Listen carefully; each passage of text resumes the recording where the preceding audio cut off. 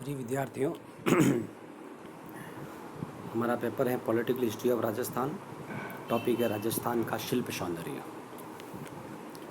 जब हम शिल्प सौंदर्य की बात करते हैं तो निश्चित रूप से हम शिल्पकला के बारे में अध्ययन करते हैं। और शिल्पकला वह कला है जो पत्थर की नक्काशी पर की जाती है। पत्थर की नक्काशी पर करने वाली कला को शिल्पकला कहा जाता है। राजस्थान में शिल्पकला के अद्भुत एवं अनूठे नमूने प्राप्त होते हैं। राजस्थान में शिल्पकला के बारे में हम निम्नलिखित तथ्यों के साथ अध्ययन करेंगे। नंबर 1, राजस्थान की शिल्पकला के प्रमुख केंद्र। नंबर 2, राजस्थान के प्रमुख शिल्पकार। नंबर 3, राजस्थान की शिल्पकला से राजस्थान के इतिहास को किस प्रकार से प्रभावित किया है। राजस्थान की शिल्पकला ने राजस्थान के इतिहास को किस प्रकार से प्रभावित किया है।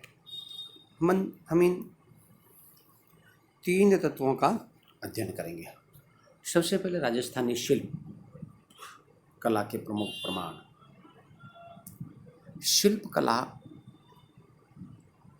शब्द का निर्माण शिल्प से हुआ है। शिल्प से तात्पर्य राजस्थान के अंतर्गत शिल्पकला के से तात्पर्य यह है कि यहाँ पर विभिन्न प्रकार के शिल्पी हुए और उन्होंने अपने व्यक्तिगत कुशाग्र बुद्धि के आधार पर महत्वपूर्ण शिल्पकलाओं का निर्माण किया। राजस्थान की शिल्प सौंदर्य को न केवल राजस्थान बल्कि संपूर्ण भारत में एक अद्वितीय स्थान प्राप्त है। शिल्प सौंदर्य के अंतर्गत हम सर्वप्रथम उन महत्वपूर्ण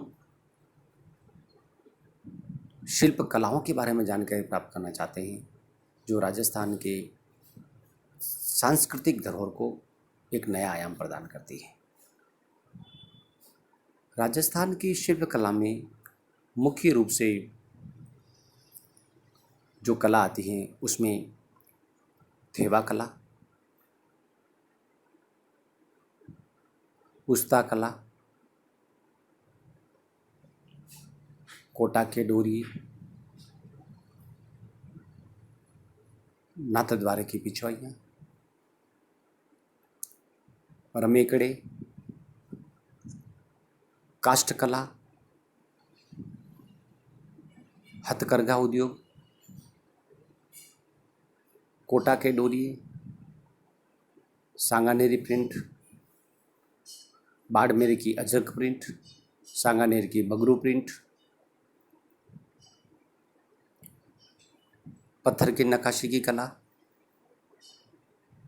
और कांच पर नक्काशी की कला, ब्लू पॉटरी, ये सब शिल्प कला के प्रमुख प्रमाण हैं। तो राजस्थान में शिल्प कला के भिन्न भिन्न स्थानों पर भिन्न भिन्न प्रमाण हमें देखने को मिलते हैं। अब मूल बात ये आती है कि इन शिल्प कला के शिल्पीकार कौन कौन थे। तो अगर हम ब्लू पॉटरी की बात करते हैं तो ब्लू का मतलब था नीला।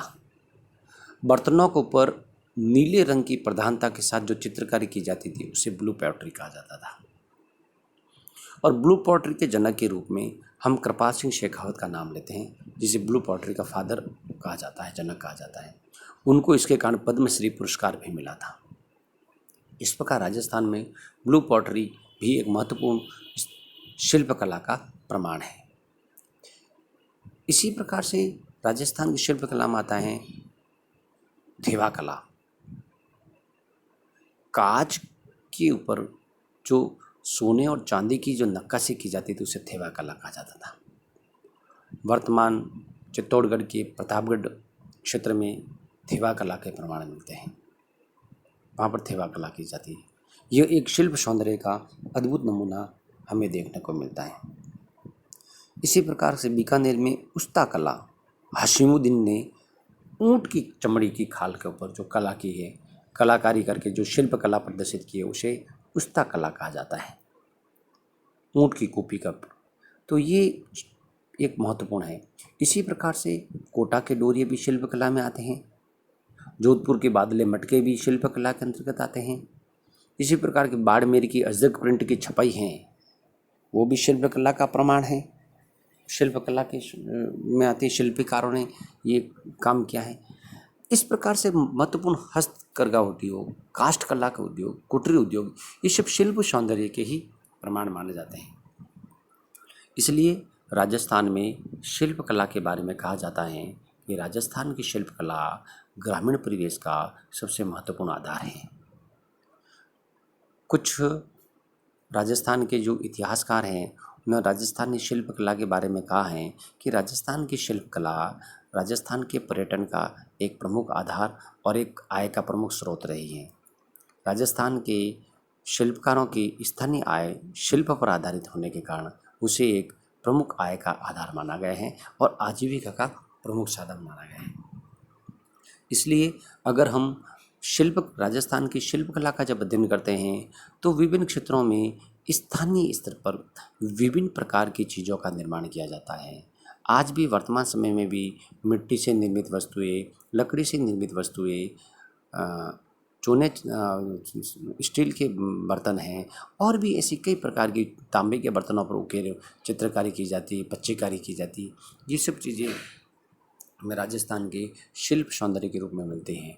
इस प्रकार एक निष्कर्ष तक कहा जा सकता है कि राजस्थान का शिल्प सौंदर्य अद्भुत, अद्वितीय एवं अमूल्य धरोहर है। धन्यवाद।